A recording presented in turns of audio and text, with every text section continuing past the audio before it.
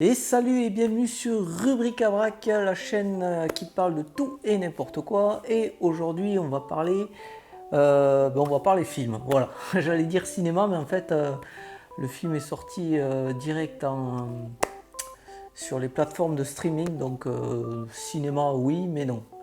Voilà. Donc on va parler film. Donc je vais te parler de Army of the Dead. Alors le genre de film que j'aime beaucoup, voilà, un film de zombies. J'aime beaucoup les films de zombies. J'en regarde plein. J'en ai vu, je sais pas, peut-être des centaines. J'en ai vu des très bons, comme 28 jours plus tard. C'est un très bon film. Ou j'en ai vu aussi des très mauvais. Alors là, je peux pas trop te dire quoi, mais j'en ai vu des mauvais. Ben tiens, hier j'en ai vu un mauvais. J'en ai regardé un, c'est un film de zombies où tu vois pratiquement pas de zombies en fait. C'est un film de zombies sans zombies. Je ne sais même plus comment s'appelait ce film, tellement il était nul. Bref, donc Army of the Dead, un film de zombies. Enfin, c'est pas vraiment des zombies, ce sont plutôt désinfectés, tu vois. Il y a une différence entre les deux. Les zombies, c'est des morts qui sont vraiment réveillés par la magie, genre le vaudou, les trucs comme ça. Et les infectés, ben, c'est un virus qui transforme en zombie en fait. Voilà. Voilà, les puristes font un peu la différence entre les deux. Et généralement, les zombies, ils sont très très lents. Tu vois, T'as vu, je fais vachement bien le zombie.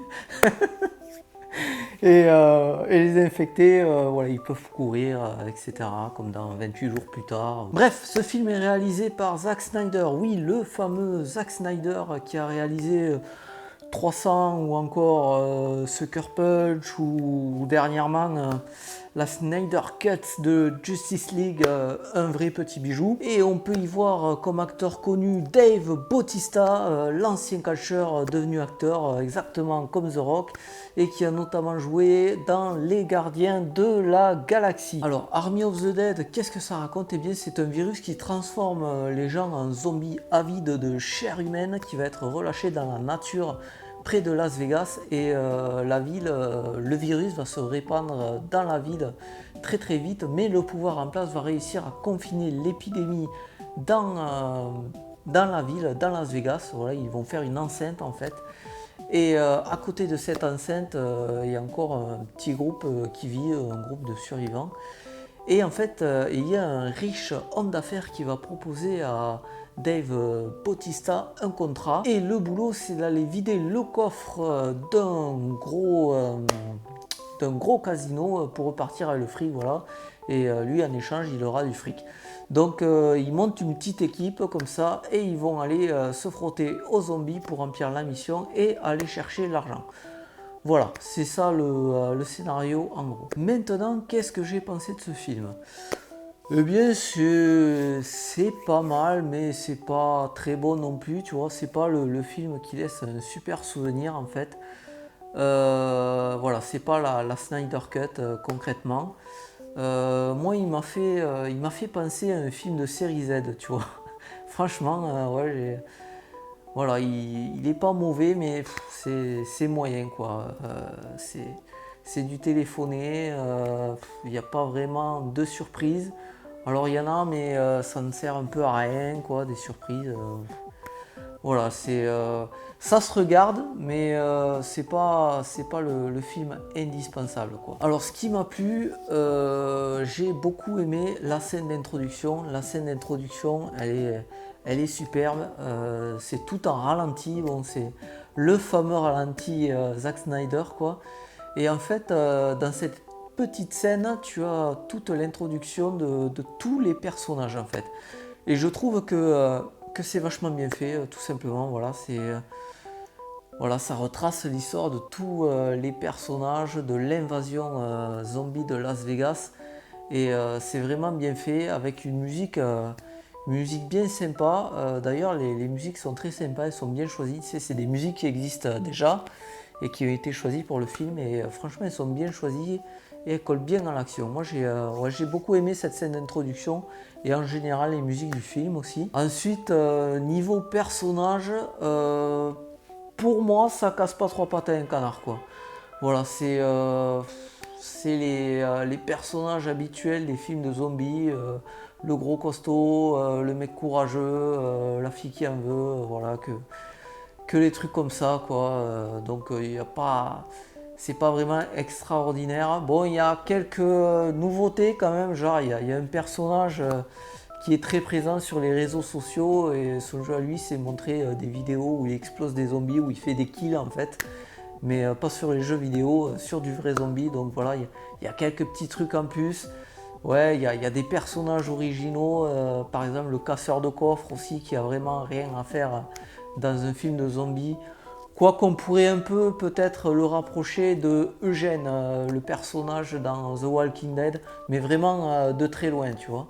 C'est un peu le personnage intelligent qui a pas trop grand-chose à faire au milieu d'une mêlée zombie, tu vois. Ensuite, niveau scénar, ouais, pareil, c'est bateau, quoi, ouais, c'est du film de zombies, c'est pas super extraordinaire. Alors il y a beaucoup de nouveautés. Par exemple, je te spoile pas, t'inquiète, c'est pas des. Comment dire, c'est pas des splits dans l'histoire ou des trucs comme ça. Tu vois, il y a plusieurs genres de zombies. Donc il y a les zombies, enfin d'infectés plutôt, il y a les infectés normales qui sont tout lents et tout. Les infectés un peu plus virulents qui courent plus vite et tout. Et surtout, il y a une race d'infectés supérieure qu'on appelle les alphas, qui eux sont capables de réflexion et qui font office en fait de roi et de reine, tu vois. Et le problème en fait de ces personnages là plus évolués, qui ont même esthétiquement, tu vois, ils ont des tenues et tout, et en fait ils ne servent à rien. Voilà, cette capacité qu'ils ont à réfléchir et tout ne sert à rien dans le film en fait. Tu leur enlèves ce truc dans le film. Après il y a aussi autre chose, mais voilà, tu enlèves ces personnages du film en fait, qui sont pas vraiment des personnages parce qu'ils n'ont pas de dialogue et tout. Ils ont des grognements mais pas de dialogue, mais tu vois qu'ils sont intelligents, qu'ils sont capables de réflexion. Mais en fait tu les enlèves du film et ça ne sert à rien. Tu mets des zombies normaux, ça serait pareil. Ça n'amène, enfin à mon sens en tout cas, ça n'amène strictement rien au film, quoi. À part de faire une suite. Voilà. S'il y a une suite, ces personnages prennent leur sens parce qu'il y a un truc en plus où tu dis ah ben tiens, c'est pas mal, mais en fait ça sert à rien dans le film. Mais voilà, c'est ça. C'est nouveau, cette nouvelle façon de voir les infectés ne sert pas à grand chose. C'était dans Je suis une légende, où on voit des zombies un petit peu comme ça, capables de réflexion. Bon, ils sont très mal faits par contre. Le film est pas mal, mais ils sont très mal faits. Mais voilà, dans ce film encore, ça servait un petit peu le propos. Mais là, ça sert vraiment à rien. Ensuite, les scènes d'action. Ouais, elles sont bien. Y a rien à dire, quoi. C'est stylisé et tout, voilà, c'est du Zack Snyder, mais c'est pas du Zack Snyder au top, tu vois. J'ai trouvé qu'il manquait sa petite patte, il manquait quelque chose. Niveau réalisation aussi, il y a constamment, pratiquement constamment, un flou d'arrière-plan, c'est assez bizarre. Au début, ça m'a tellement perturbé que je croyais que c'était ma télé qui déconnait, tu vois. Je pensais que j'avais, je sais pas, une mauvaise version du film ou je ne sais pas quoi. Je ne comprenais pas pourquoi il y avait toujours ce flou. Et c'est vraiment à la limite du personnage, tu vois. S'il se recule un peu, le personnage devient flou, quoi. Il est juste à la limite entre le net et le flou. Et ouais, au début, ça m'a perturbé un peu. Après, tu t'y fais, mais c'est bizarre. Voilà, ça m'a un peu choqué, j'avoue. Et pour revenir aux scènes d'action, elles sont très bien, elles sont pas mal. Ça manque un petit truc, une petite léchouille pour que ce soit mieux, tu vois. Mais c'est pas mal. Voilà, ensuite, qu'est-ce qu'il y a, un petit détail qui m'a dérangé. Alors, il y a un personnage qui se sert d'une grosse scie circulaire, tu vois, bien badass et tout.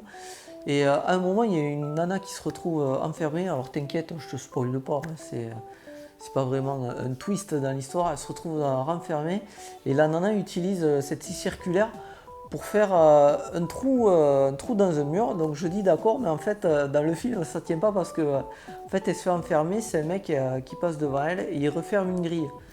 Et en fait la nana s'emmerde à cisailler le mur, à couper le mur, alors qu'en fait il suffirait de couper les barreaux, ça irait 2 fois plus vite et elle pourrait sortir 2 fois plus vite. Et voilà, j'ai pas compris ce passage. C'est un truc, tu vois, C'est ce genre de truc dans les films, tu regardes, tu fais mais pourquoi il fait ça, tu vois? Voilà, ça c'est le passage qui m'a un peu dérangé. Mais bon, rien de bien méchant. Voilà, c'est tout ce que j'ai à dire à propos de ce film. Donc, une fois de plus, un film pas extraordinaire, mais ça se regarde. Voilà, ça laisse passer. C'est du Snyder, mais c'est du Snyder pas forcément très bon, quoi. Au passage, il avait déjà fait un film de mort-vivant, c'était en 2004, je crois. Et c'était, je ne sais plus le titre du film, mais c'était un remake de Romero, tout simplement. Romero, le maître des films de zombies. Donc voilà, il avait déjà fait un film de zombies. Mais celui-ci ne sera pas son meilleur film, tout simplement. Voilà, encore une fois, ça se regarde, tu passes un beau moment et une fois que tu éteins l'écran, voilà, c'est passé, tu t'en souviens plus, quoi. Allez, je vais m'arrêter là pour ce film. Donc n'hésite pas à t'abonner à cette chaîne, à lâcher un petit pouce, un commentaire, un petit partage aussi, ça fait plaisir. Et en attendant la prochaine vidéo, je te dis à bientôt, à plus.